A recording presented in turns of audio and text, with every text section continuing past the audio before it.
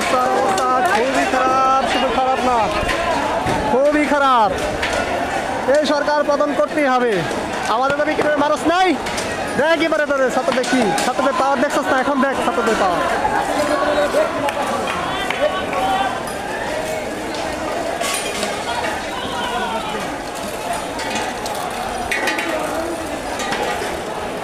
কিছু তো দেখি না।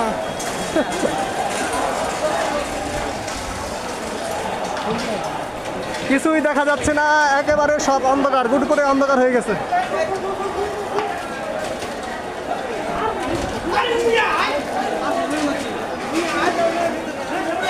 সব অন্ধকার হয়ে গেছে।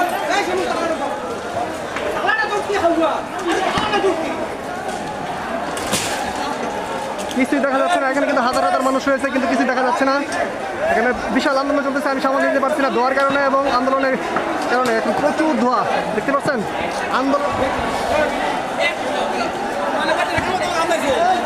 হ্যাঁ, এই দেখেন সাধারণ মানুষ পর্যন্ত আইসা বসে, দেখতে পাচ্ছেন।